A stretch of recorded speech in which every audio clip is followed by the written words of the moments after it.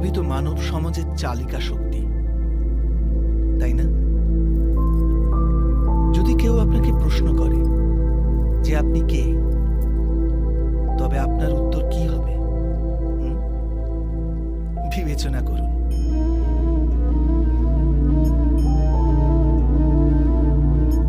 আপনি তখন বুঝতে পারবেন যে আপনার ইচ্ছাই আপনার জীবনের ব্যাখ্যা। কিছু পাওয়ার সাফল্য, কিছু না পাওয়ার নিষ্ফলতাই আপনার পরিচয়। অধিকতর ব্যক্তি এইভাবে জীবিত, নিজের ভেতর থেকে শেষ হয়ে যেতে থাকে, তবু নিজের ইচ্ছেগুলোকে মারতে পারে না। ইচ্ছা তাকে এমন ভাবে ছোটাতে থাকে যেমন মৃগের নেশায় শিকারী। কিন্তু আবার এই ইচ্ছাগুলির গর্ভ থেকেই জ্ঞানের প্রকাশও ঘটে। কি করে? যখন ইচ্ছা অপূর্ণ থেকে যায়, আশা ভেঙে যায়, তখন সেখান থেকে জ্ঞানের কিরণ প্রবেশ করে মানুষের হৃদয়ে। না, এই গাথা শুধু ইচ্ছাদের পরস্পর সংঘর্ষের নয়, নয় মহতাকাঙ্ক্ষা থেকে জন্ম নেওয়া ভয়াবহ রক্তপাতের। এই গাথা হল ইচ্ছার গর্ভ থেকে উৎসারিত হওয়া জ্ঞানের।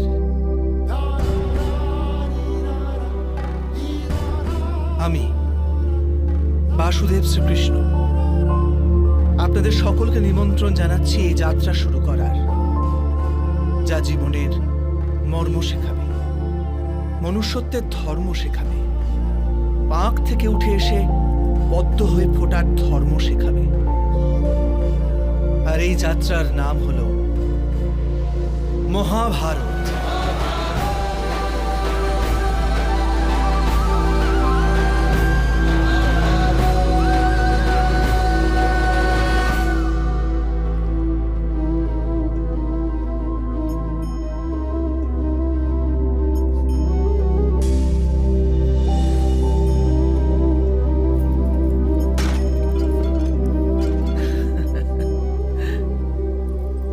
কখনো কখনো কোনো ঘটনা মানুষের জীবনের সমস্ত পরিকল্পনা ভেঙে দেয়, আর মানুষ সেই আঘাতকে জীবনের কেন্দ্র বানিয়ে নেয়।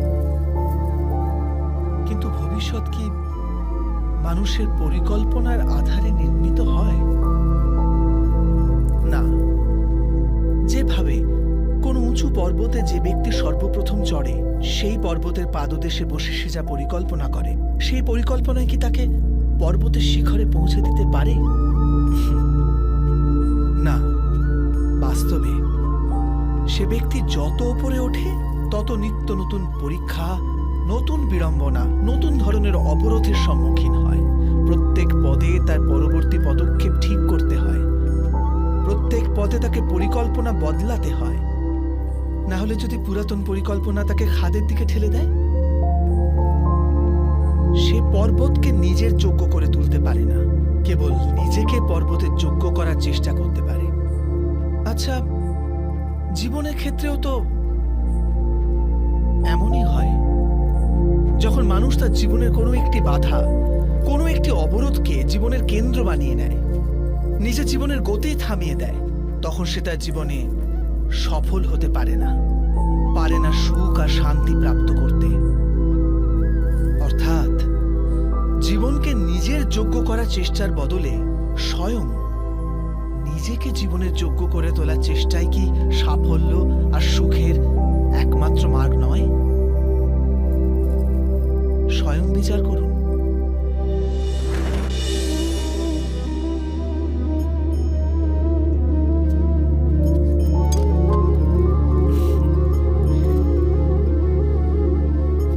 ভবিষ্যতের দ্বিতীয় নাম সংঘর্ষ। হৃদয়ে আজ যদি কোনো ইচ্ছা জাগে, যদি তা পূর্ণ না হয়, তবে হৃদয় ভবিষ্যতের পরিকল্পনা করে। ভবিষ্যতে ইচ্ছা পূর্ণ হবে এমন কল্পনা করতে থাকে। কিন্তু জীবন না লুকিয়ে আছে ভবিষ্যতে, না আছে অতীতে। জীবনের হদিশ তো আছে এই ক্ষণে, অর্থাৎ এই মুহূর্তের অনুভবেই রয়েছে জীবনের অনুভব।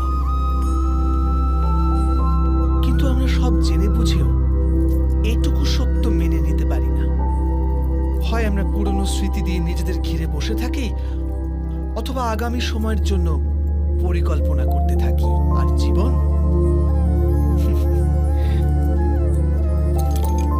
জীবন বয়ে চলে। এই সত্য যদি আমরা হৃদয়ে গেঁথে নিই যে না আমরা ভবিষ্যৎ দেখতে পাই, না আমরা ভবিষ্যৎ নির্মাণ করতে পারি, আমরা তো কেবল ধৈর্য আর সাহসের সাথে ভবিষ্যৎকে আলিঙ্গন করতে পারি, স্বাগত জানাতে পারি ভবিষ্যৎকে। আর তবেই কি জীবনের প্রতি মুহূর্ত জীবনের দ্বারা মুখরিত হয়ে উঠবে না? স্বয়ং বিচার করুন।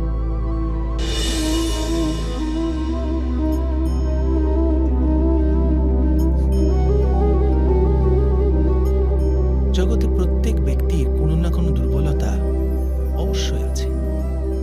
যেমন কেউ খুব অধিক বেগে দৌড়াতে পারে না, কেউ অধিক ভার গ্রহণ করতে পারে না, কেউ কোনো অসাধ্য রোগে পীড়িত হয়ে পড়ে, তো কেউ বিদ্যা পাঠ স্মরণে রাখতে পারে না। এরকম অনেক উদাহরণ আরো আছে। আপনি কি এমন কোনো ব্যক্তিকে জানেন যার সমস্ত প্রাপ্তি ঘটেছে? কিন্তু আমরা জীবনের একটি দুর্বলতাকে জীবনের কেন্দ্র বানিয়ে ফেলি, যে কারণবশত হৃদয়ে দুঃখ আর অসন্তোষ ঘিরে থাকে সদা। দুর্বলতা মানুষ জন্ম থেকে অথবা কোনো দুর্ঘটনার মাধ্যমে প্রাপ্ত করে, কিন্তু দুর্বলতাকে মানুষের মন নিজের অক্ষমতা বানিয়ে ফেলে। কিন্তু কিছু ব্যক্তি এমনও হন যারা নিজের পৌরুষ আর শ্রমের দ্বারা সেই দুর্বলতাকে পরাজিত করে দেন। কি বিভেদ আছে এদের আর অন্য লোকেদের মধ্যে? আপনি কখনো এর বিচার করেছেন? অতি সরল উত্তর আছে এই প্রশ্নে। যে ব্যক্তিকে দুর্বলতা পরাজিত করতে পারে না, যে পৌরুষের প্রমাণ দেবার সাহস রাখে হৃদয়ে, সেই দুর্বলতাকে পার করতে পারে। অর্থাৎ দুর্বলতা তো ঈশ্বর প্রদান করে, কিন্তু নিজের সীমা তো মানুষ নিজেই নির্মিত করে। স্বয়ং বিচার করুন।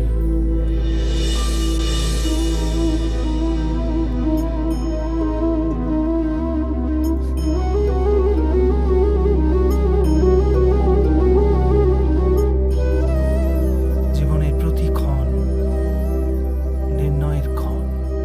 প্রত্যেক পদে আগামী মুহূর্তের নির্ণয় করতে করতে যেতে হয়। আর নির্ণয় নিজের প্রভাব রেখে যায়। আজকের নেওয়া নির্ণয় ভবিষ্যতের জন্য সুখ বা দুঃখ লিখে রেখে দেয়। না কেবল নিজের জন্য, নিজের পরিবারের জন্যেও, আগামী প্রজন্মের জন্য বটে। যখন কোনো সংশয় সামনে এসে দাঁড়ায়, মন ব্যাকুল হয়ে যায়, অনিশ্চয়তায় ভরে যায়। নির্ণয়ের সেই ক্ষণ এক যুদ্ধে পরিণত হয়, আর মন হয়ে ওঠে যুদ্ধভূমি। অধিকাংশ নির্ণয় আমরা সংশয় থেকে বার হওয়ার জন্য নিই না, কেবল মনকে শান্ত করার জন্য নিয়ে থাকি। কিন্তু কেউ কি ছুটতে ছুটতে খাবার খেতে পারে? না। তবে কি যুদ্ধে যুঝতে থাকা কোনো মন সঠিক নির্ণয় নিতে পারে?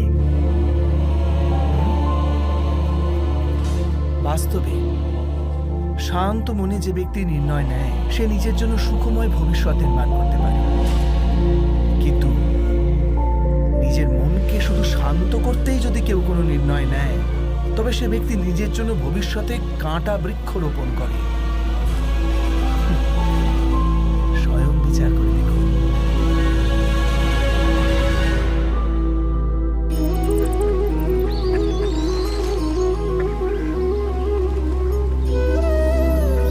সময়ের প্রারম্ভ থেকে মানুষকে একটি প্রশ্ন সদাই পীড়া দেয়, যে তারা নিজের সম্পর্কগুলিতে অধিকতম সুখ আর ন্যূনতম দুঃখ কিভাবে লাভ করতে পারে। আচ্ছা, আপনার সমস্ত সম্পর্ক কি আপনাকে সম্পূর্ণ সন্তোষ দিতে পেরেছে? বিচার করুন। আমাদের জীবন সম্পর্কের উপর দাঁড়িয়ে আছে। এ জীবনের সুরক্ষাও এই সম্পর্কের উপরে টিকে আছে। সেই কারণে আমাদের জীবনের সমস্ত সুখের আধারও এই সম্পর্ক। কিন্তু তবু আমাদের সম্পর্কগুলি থেকেই বেশিরভাগ দুঃখের জন্ম কেন হয়? সর্বদা সংঘর্ষ এই সম্পর্কগুলি থেকেই কেন উৎপন্ন হয়? কখনো বিচার করেছেন? যখন কোনো ব্যক্তি অন্য ব্যক্তির চিন্তাধারা বা কাজকে স্বীকার করে না, তার ভেতরে কোনো পরিবর্তন আনার প্রচেষ্টা করে, তখন সংঘর্ষের জন্ম হয়। অর্থাৎ যত অধিক অস্বীকার তত অধিক সংঘর্ষ, আর যত অধিক গ্রহণ ক্ষমতা ততই অধিক সুখ। এটা বাস্তব নয়? যদি মানুষ স্বয়ং নিজের প্রত্যাশার উপরে অঙ্কুশ টানে, নিজের বিচারধারাকে পাল্টায়, কোনো অন্য ব্যক্তিকে পাল্টানোর প্রচেষ্টা না করে স্বয়ং নিজের ভিতরেই পরিবর্তন আনার প্রয়াস করতে থাকে, তবে কি সম্পর্কতে সন্তোষ লাভ করা খুব কঠিন হবে? অর্থাৎ স্বীকার করে নেওয়াই কি সম্পর্কের বাস্তবিক অর্থ নয়? স্বয়ং বিচার করুন।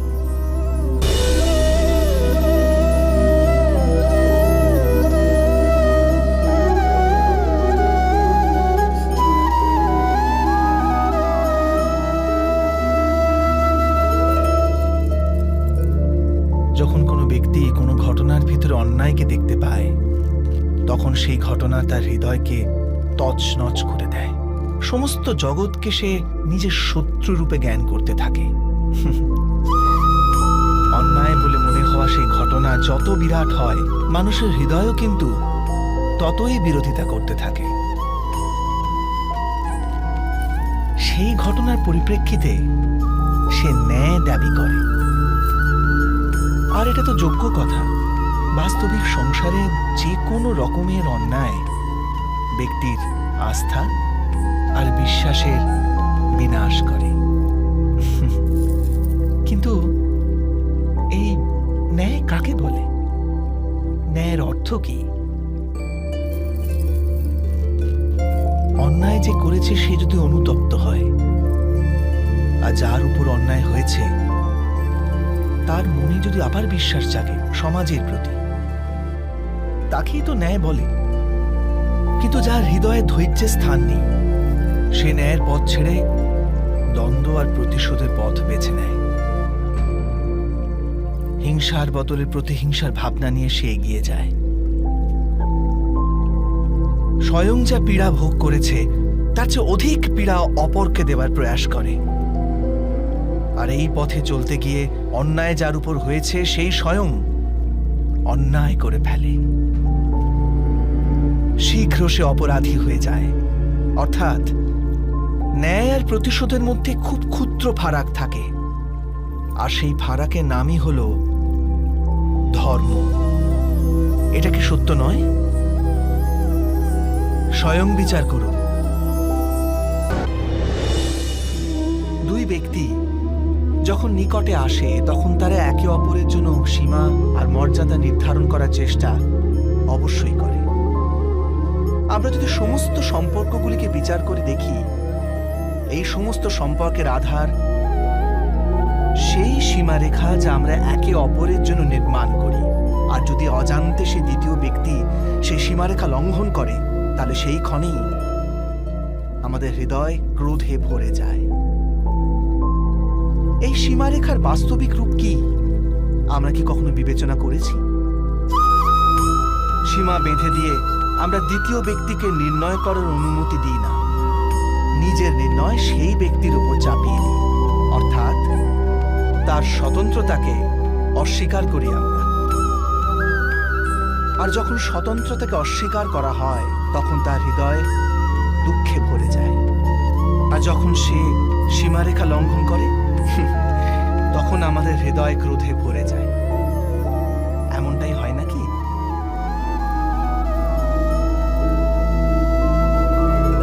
কিন্তু যদি আমরা একে অপরের স্বতন্ত্রতাকে সম্মান করি, তাহলে কোনো রকম কোনো সীমার প্রয়োজনীয়তাই পড়ে না। অর্থাৎ যে প্রকারে বোঝাপড়া যে কোনো সম্পর্কের দেহ, ঠিক সেইভাবেই স্বতন্ত্রতা সে সম্পর্কের আত্মার নয় কি? স্বয়ং বিচার করুন।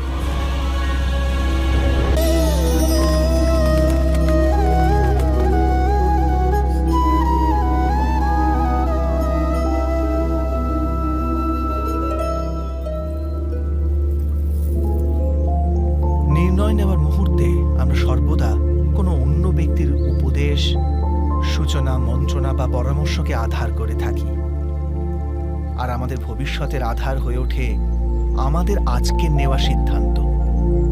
তাহলে কি আমাদের ভবিষ্যৎ অন্য ব্যক্তির পরামর্শ, কোনো অন্য ব্যক্তির দেওয়া উপদেশের ফল? তবে কি আমাদের সম্পূর্ণ জীবন কোনো অন্য ব্যক্তির বুদ্ধির পরিণাম? আমরা কি কখনো বিচার করেছি? সবাই জানে যে ভিন্ন ভিন্ন লোক একই পরিস্থিতিতে ভিন্ন ভিন্ন পরামর্শ দিয়ে থাকে। মন্দিরে দাঁড়ানো ভক্ত বলে দান করা উচিত, আর চোর বলে যদি সুযোগ পাওয়া যায় ওই মূর্তির গয়না চুরি করা উচিত। ধার্মিক হৃদয় ধার্মিক উপদেশ দিয়ে থাকে, আর অধর্ম ভরা হৃদয় অধার্মিক পরামর্শ দেয়। এই ধর্মময় উপদেশ পরামর্শ স্বীকার করলে মানুষ সুখের দিকে যায়, কিন্তু এইরকম পরামর্শ স্বীকার করা তখনই সম্ভব হয় যখন হৃদয়ে ধর্ম থাকে। অর্থাৎ কোনো অন্য ব্যক্তির উপদেশ বা পরামর্শ স্বীকার করার আগে স্বয়ং নিজের হৃদয়ে ধর্মকে স্থাপন করা কি অনেক বেশি জরুরি নয়? স্বয়ং বিচার করুন।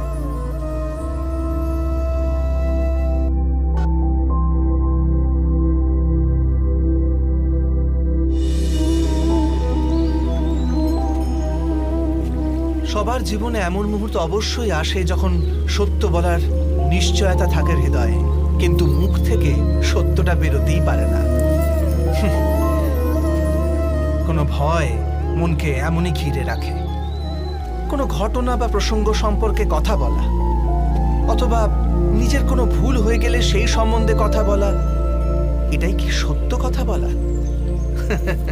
না, এ তো কেবল তথ্যটুকু, অর্থাৎ যেমন ঘটেছে শুধু সেইটুকু ব্যক্ত করা। এ সামান্য ব্যাপার, কিন্তু কখনো কখনো সেই তথ্যটুকু বলতে গিয়েও ভয় হতে থাকে। কখনো আবার অন্য ব্যক্তি কি ভাববে সেই দুশ্চিন্তা হয় মনে। অন্য কারো দুঃখ হবে এই ভয়টাও সত্যকে আটকায়। তবে এই সত্য কাকে বলে আমরা কি কখনো বিবেচনা করেছি? যখন ভয়কে তুচ্ছ করেও কোনো তথ্য বলে দেওয়া হয়, তবে তাকে সত্য বলা হয়। বাস্তবে সত্য আর কিছুই না, কেবল নির্ভীকতারই অপর নাম। আর নির্ভীক হওয়ার কোনো সময় হয় না, কারণ নির্ভীকতা আত্মারই এক স্বভাব। অর্থাৎ জীবনের প্রত্যেকটি ক্ষণই সত্য বলার ক্ষণ নয় কি?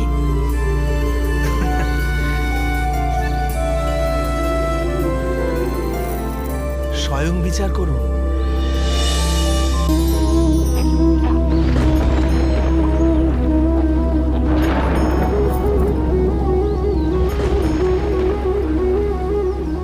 সংকেত বা পূর্বাভাসের উপর নির্ভর করে আমরা ভবিষ্যতের সুখ দুঃখের কল্পনা করি।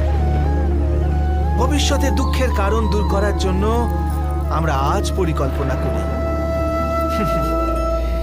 কিন্তু কালকের সংকটকে আজ নির্মূল করার চেষ্টা করলে আমরা লাভবান হই নাকি আমরা ক্ষতিগ্রস্ত হই? এই প্রশ্ন নিজেদের করি না। সত্য তো এটাই যে সংকট আর তার নিবারণ একসাথে জন্ম নেয়, ব্যক্তির খাতিরে আবার সৃষ্টিরও খাতিরে, তাই না? আপনি আপনার ভূতকালের কথা স্মরণ করুন, ইতিহাসকে দেখে নিন। আপনি তখনই উপলব্ধি করবেন যে যখন যখন সংকট এসেছে তখন তখন তাকে নিবারণ করার শক্তিরও জন্ম হয়েছে। এটাই তো জগতের নিয়ম। অর্থাৎ সংকটই শক্তির জন্মের কারণ। প্রত্যেক ব্যক্তি যখন সংকট থেকে বেরিয়ে আসে তখন সে এক পথ আগে এগিয়ে যায়, অধিক উজ্জ্বলতা, অধিক আত্মবিশ্বাস লাভ করে, না কেবল নিজের জন্য, সমগ্র বিশ্বের জন্য বটে। এটা কি সত্য নয়? বাস্তবে সংকটের জন্ম মানে একটি সুযোগের জন্ম, নিজেই নিজেকে বদল করার, নিজের চিন্তাধারাকে আরো উঁচুতে নিয়ে যাওয়ার সুযোগ। নিজের আত্মাকে অধিক বলবান আর অধিক জ্ঞানমণ্ডিত করার সুযোগ। যেটা করতে পারে তার কোনো সংকট আসে না, কিন্তু এমনটা যে করতে পারে না সে তো স্বয়ংই এক সংকট হয়ে পড়ে এই বিশ্বের জন্য। বিবেচনা করুন।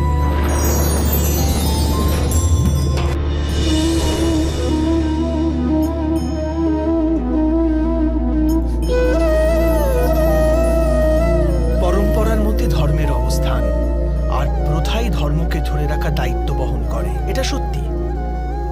কিন্তু কেবল প্রথাকেই কি ধর্ম বলে? বিবেচনা করুন। সত্য তো এই যে যেমন ভাবে পাষাণের ভেতরে শিল্প থাকে, ঠিক তেমনি প্রথার মধ্যেও ধর্মকে পাওয়া যায়। এই পাথরের মধ্যেও শিল্প আছে। এই পাথরটাই শিল্প নয়। শিল্প ফুটিয়ে তোলার জন্য পাথরকে ভাঙতে হয়, অনাবশ্যক অংশগুলিকে কেটে বাদ দিতে হয়। ঠিক সেইভাবেই প্রথার মধ্যে ধর্মকে খুঁজে বার করতে হয়। যেমন ভাবে ইন্দ্র পূজার প্রথা ত্যাগ করে গোবর্ধন পূজার ধর্ম আরম্ভ না যদি হতো, যাদবেরাও তাদের মুক্তির পথ খুঁজে পেত না।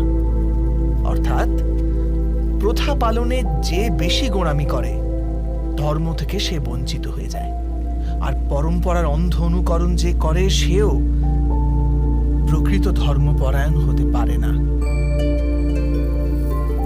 কথায় আছে, হংস সর্বদা নির্ঘীর পার্থক্য করতে পারে।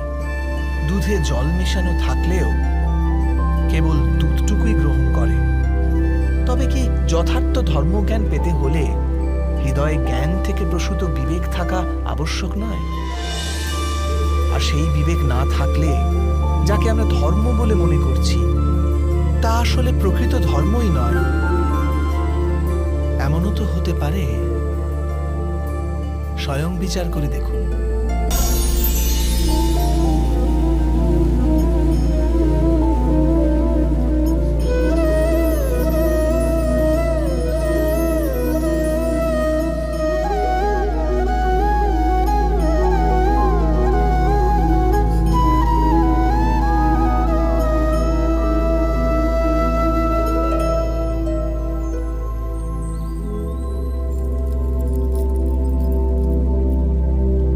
ভবিষ্যৎকে আধার করে সবাই আজকে নির্ণয় করতে চায়।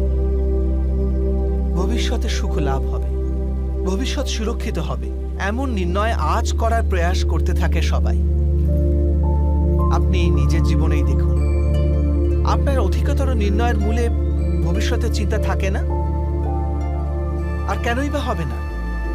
নিজের জীবনকে সহজ ও সুখময় বানিয়ে তোলার প্রচেষ্টা করার অধিকার সবার আছে। কিন্তু ভবিষ্যৎ তো কেউ জানে না, কেবল কল্পনাই করা যেতে পারে। তবে জীবনের সমস্ত গুরুত্বপূর্ণ নির্ণয় কল্পনার উপর নির্ভর করেই আমরা করি। এই নির্ণয় করার কোনো তৃতীয় পথ হতে পারে? বিবেচনা করুন। সমস্ত সুখের আধার ধর্ম, আর সেই ধর্ম মানুষের হৃদয়ে স্থাপিত। অতএব প্রত্যেক নির্ণয়ের পূর্বে স্বয়ং নিজের হৃদয়কে প্রশ্ন অবশ্য করে নিন যে এই নির্ণয় স্বার্থ থেকে জন্মেছে না ধর্ম থেকে। এটুকুই কি যথেষ্ট নয়? ভবিষ্যতের বদলে ধর্মের বিচার করলে কি ভবিষ্যৎ অধিক সুখময় হয়ে উঠবে না? স্বয়ং বিচার করে দেখুন।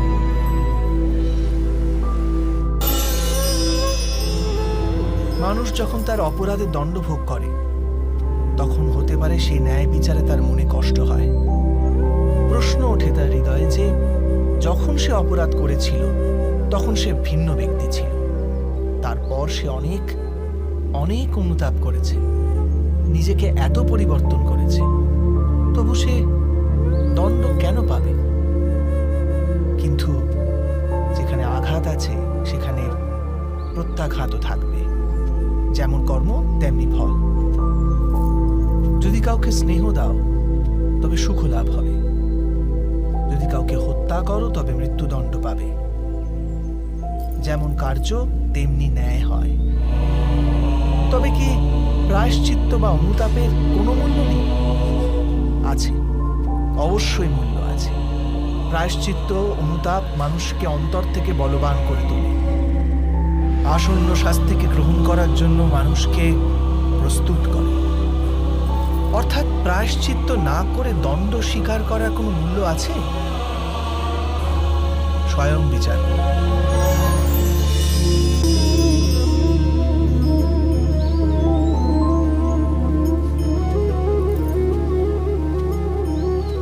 যখন নিজের কোনো ভালো কাজের বদলে দুঃখ লাভ হয়, অথবা কেউ দুষ্কর্ম করেও সুখ লাভ করে, তখন মন অবশ্যই এটা ভাবতে বসে যে তাহলে ভালো কর্ম করার, ধর্মের পথে চলার তাৎপর্যটা কি? কিন্তু দুরাত্মাকে কি ভোগ করতে হয় সেটাও দেখুন। দুষ্কর্ম যে করে তার হৃদয় সর্বদা চঞ্চল থাকে, ব্যাকুল হতে থাকে। মনে সর্বদা নতুন নতুন সংঘর্ষ উৎপন্ন হয়।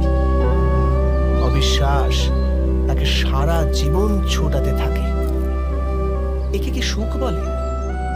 যে ব্যক্তি ধর্মের পথে চলে, সর্বদা সুকর্মে রত থাকে, সৎ চরিত্র ব্যক্তির হৃদয় সর্বদা শান্ত থাকে। পরিস্থিতি তার জীবনে সুখের পথে বাধা হয়ে দাঁড়ায় না।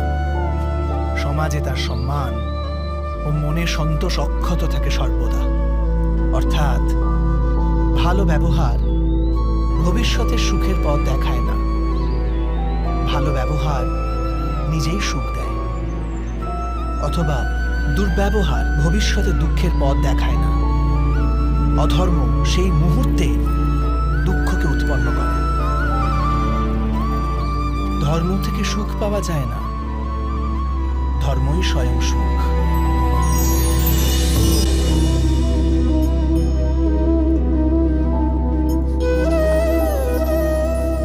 ক্ষমতার লালসা সবারই হৃদয়কে ঘিরে থাকে। প্রত্যেক ব্যক্তি নিজেরই এক রাজত্ব নির্মাণ করার চেষ্টা অবশ্যই করে।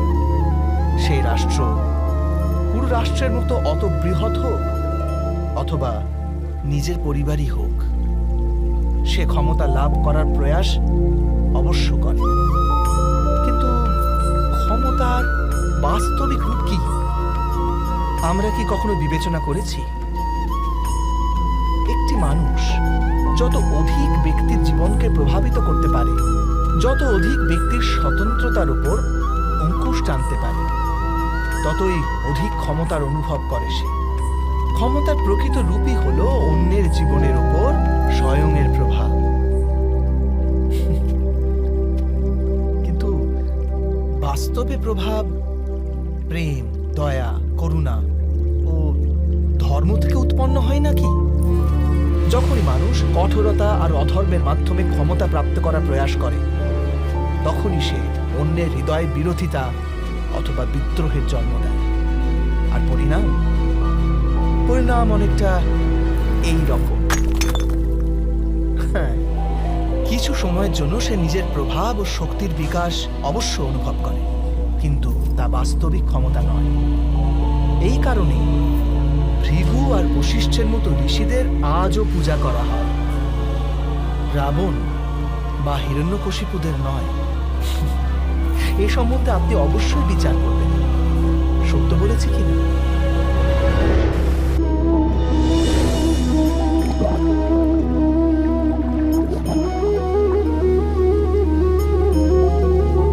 একটি শিশু যখন এই পৃথিবীতে জন্ম নেয়, তখন সে সম্পূর্ণভাবে সংস্কার মুক্ত হয়। তখন তার অন্তরে না কোনো সুসংস্কারের চিহ্ন অঙ্কিত থাকে, না কোনো অপসংস্কারের। অর্থাৎ জন্মের সময় বালকের মধ্যে না কোনো গুণ থাকে, না কোনো দোষ। তবে এই দোষ অথবা গুণ কিসের ভিত্তিতে লাভ হয় আমরা কি কখনো ভেবে দেখেছি? যে কথা মাতা পিতার মুখে নিরন্তর শোনা যায়, সেসব কথাই তাদের সন্তানের হৃদয়ে সংস্কারের রূপ নেয়। যেমন কোনো গ্রামে নদীর তট অব্দি একটা আলপথ আপনি নির্মিত হয় কেবল সেই পথে বারবার চলার দরুন। অর্থাৎ মাতা পিতার হৃদয়ের ইচ্ছাই তাদের সন্তানের হৃদয়ে দোষ অথবা গুণ হয়ে জন্ম নেয়। এটাই কি সত্য নয়? কিন্তু তবু যখন তাদের সন্তানের মধ্যে কোনো দোষ দেখা যায়, তখন মাতা পিতা আশ্চর্য ও দুঃখিত হয়ে পড়েন। মাতা পিতা হৃদয়ে এই প্রশ্নই করে যে তাদের সন্তানের মধ্যে এই অপসংস্কার এলো কেমন করে। সত্য তো এটাই যে মাতা পিতা নিজের সন্তানের মনে অজান্তেই অপসংস্কারে বীজ রোপণ করেন, যা তাদের সন্তানের হৃদয় ভূমিতে কুশিক্ষার বৃক্ষ হয়ে মাথা তোলে। অর্থাৎ নিজের সন্তানদের সুসংস্কার আর ধর্মপরায়ণ করে তোলার আশা রাখে যে মাতা পিতা, তাদের সর্বপ্রথম তাদের নিজের হৃদয়ের ইচ্ছার উপর নিয়ন্ত্রণ রাখাটা অনিবার্য নয় কি?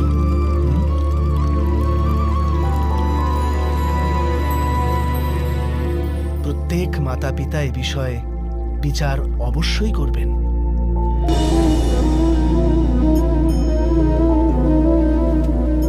মানুষের এই স্বভাব যে সে স্বয়ং নিজের পরিবারকে, নিজের সন্তানদের অধিকতর সুখ লাভ হোক সেই প্রচেষ্টাই করে। সেই কারণেই আমরা সদা শ্রম আর কষ্ট থেকে দূরে থাকতে চাই, বিশ্রাম আর বিলাসবহুল জীবন ধারণের প্রয়াস করি। স্বয়ং নিজের জীবনকেই দেখুন। এটা কি সত্য নয় যে আমরা আমাদের সন্তানদের জন্য সর্বদা বিশ্রাম ও স্বাচ্ছন্দ্যের আয়োজন করতে চাই? কিন্তু কখনো কি ভেবেছেন যে ওদের এই বিশ্রাম থেকে কি ফল লাভ হয়? কেবল সুখ আর সুবিধা যারা লাভ করে তাদের জীবন কেমন হয়? শরীর যখন শ্রম করে তখন অধিক সুস্থ থাকে, বুদ্ধিও যখন কঠিন পরিস্থিতির সম্মুখীন হয় তখন আরো তেজস্বী হয়ে ওঠে। এ আমাদের সবার অভিজ্ঞতা, কিন্তু আমরা হয়তো এটা ভুলেই যাই যে মন আর সত্তা যখন কঠিন পরিস্থিতির মধ্যে দিয়ে যায় তখন উভয়ই অধিক বলবান হয়ে ওঠে। অর্থাৎ যখনই আমরা আমাদের সন্তানদের শ্রম ও দুঃখ থেকে দূরে রাখার প্রয়াস করি, তখন বাস্তবে তাদের সুখের পথ আমরা বন্ধ করে দিই নাকি? স্বয়ং বিচার করুন।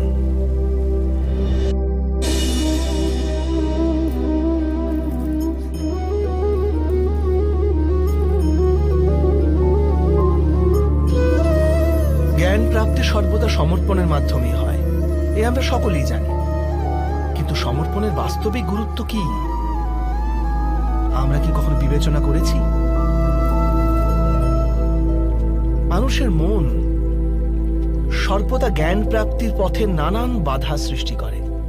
কখনো কোনো অন্য বিদ্যার্থীর প্রতি ঈর্ষা জন্মায়, কখনো গুরুর শেখানো পাঠের উপর সন্দেহ উৎপন্ন হয়, আবার কখনো গুরু দেওয়া কোনো কোনো শাস্তি মনকে অহংকারে ভরিয়ে তোলে। তাই নয় কি? কি এমনটাই হয় না? নানান সময় নানান রকম চিন্তা মনকে ব্যাকুল করে তোলে, আর মনের এমন অশান্ত স্থিতির কারণে আমরা জ্ঞান লাভ করতে পারি না। মনের সঠিক স্থিতি কেবল সমর্পণ থেকেই লাভ হয়। সমর্পণ মানুষের অহংকারকে নাশ করে, ঈর্ষা, উচ্চাকাঙ্ক্ষা ইত্যাদি হীন ভাবনাকে দূর করে হৃদয়কে শান্ত করে আর মনকে একাগ্র করে। বাস্তবে ঈশ্বরের সৃষ্টিতে না জ্ঞানের অভাব আছে না জ্ঞানী ব্যক্তি। গুরু দত্তাত্রেয় তো গাভী আর ষণ্ডদের থেকেও জ্ঞান লাভ করেছিলেন। অর্থাৎ বিষয় ব্রহ্ম জ্ঞানের হোক অথবা জীবনের জ্ঞানের অথবা গুরুকুলে লাভ করা জ্ঞানে, তা অর্জন করার জন্য গুরুর চেয়ে অধিক গুরুত্বপূর্ণ সেই গুরুর প্রতি আমাদের সমর্পণ। এটাই কি সত্য নয়? স্বয়ং বিচার করুন।